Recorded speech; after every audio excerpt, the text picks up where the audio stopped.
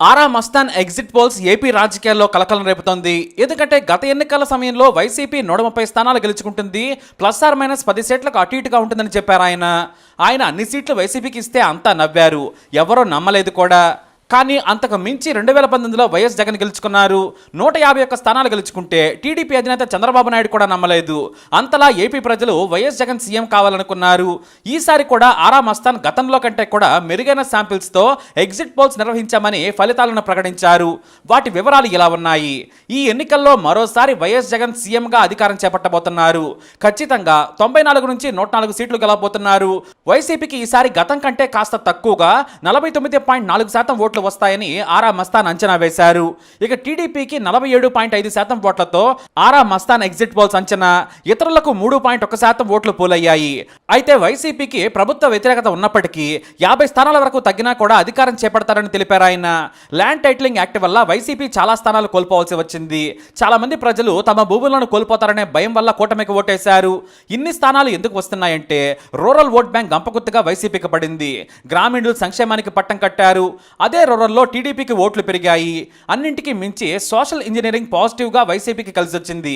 Risk తీసుకుని మరీ కులాల వారీగా లెక్కలు వేసుకుని పదవులో పోస్టులు ఇవ్వడమే కాదు, నాన్ లోకల్స్ని కూడా ఆయన అభ్యర్థులుగా పెట్టి కొత్త వరవడికి శ్రీకారం చుట్టారు.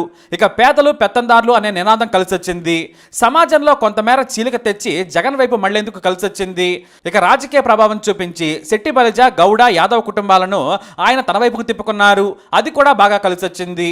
బీసీలను కూడా కలుపుకొని వచ్చారు. టీడీపీకి బలమైన బీసీ ఓట్ బ్యాంకుకు సోషల్ ఇంజనీరింగ్ ద్వారా చెక్ పెట్టారని చెప్పారు. అందుకే ల్యాండ్ టైటిలింగ్ యాక్ట్ దెబ్బతీసింది. అంతేకాదు రాజధాని అమరావతి వద్దనందుకు గుంటూరు, కృష్ణా ప్రాంతాల్లో నష్టపోయింది. అలాగే వైజాగ్ ఉత్తరాంధ్రలో కలిసొచ్చింది. ఈ విషయంలో టీడీపీ కూడా అమరావతి చుట్టుపక్కల ప్రాంతంలో కలిసొస్తే వైజాగ్ ఉత్తరాంధ్రలో నష్టపోయిందనేది ఆరా మస్తాన్ సర్వే ఫలితం. ఈ లెక్కన అన్ని విశ్లేషించిన తర్వాత వైసీపీ 94 నుంచి 104 స్థానాలతో అంటే నెక్ టు నెక్ ఫైట్ వచ్చిన గెలుపు ఫ్యాన్దేనని ఆయన డంకా బజాయించి మరీ చెప్పారు. ఇక టీడీపీ ఈసారి గతం కంటే మరిన్ని స్థానాలు గెలుచుకుంటుంది. 71 నుంచి 81 స్థానాలు గెలుచుకొని ఈసారి కూడా అధికారానికి దూరం అవుతుందని ఆరా మస్తాన్ తెలిపారు. టీడీపీకి ప్రభుత్వ ఉద్యోగులు, అర్బన్ ఓటర్లు, రాష్ట్రంలో అభివృద్ధి కనిపించాలని కోరుకునే ఉన్నత చదువులు చదువుకున్న వారు బలంగా మద్దతు తెలిపారని వివరించారు ఆయన. పేద, దిగువ మధ్యతరగతి ఓటర్లంతా కూడా వైసీపీకి మొగ్గు చూపారు. సంక్షేమ పథకాలదే విజయమని చెప్పారు ఆయన. ఇక జనసేన గురించి కూడా ఆసక్తికర ఫలితాలను వెల్లడించారు ఆరా మస్తాన్. మొత్తం 21 స్థానాల్లో పోటీ చేస్తే 14 నుంచి 16 స్థానాలను పవన్ కళ్యాణ్ పార్టీ గెలుచుకుంటుందని తెలిపారు. అంతేకాదు పిఠాపురం నుంచి పవన్ కళ్యాణ్ గెలిచే అవకాశాలు మెండుగా ఉన్నాయని చెప్పుకొచ్చారు ఆయన.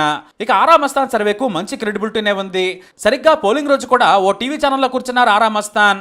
ఆ రోజే గట్టి పోటీ ఉంటుంది, టీడీపీకి ఎడ్జి ఉండే ఛాన్స్ కనిపిస్తోంది, కాకపోతే పూర్తి ఓటింగ్ అయ్యాకే ఫలితాలను చెబుతానన్నారు.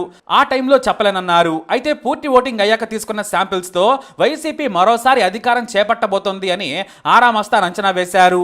మేము కష్టపడి శాంపిల్స్ తీసుకొని ఫలితాలను ప్రకటిస్తున్నాం. మరి జూన్ 4న ఫలితాలు మా అంచనాలకు దగ్గరగా ఉంటాయని ఆశాభావం వ్యక్తం చేశారు ఆరా మస్తాన్. మరి ఆరా మస్తాన్ సర్వేపై మీ అభిప్రాయం ఏంటి? కామెంట్ ద్వారా తెలియజేయండి. ఈ వీడియో అప్డేట్స్ కోసం మా ఛానల్ ఫాలో అవ్వండి. అలాగే తప్పకుండా సబ్స్క్రైబ్ చేసుకోండి.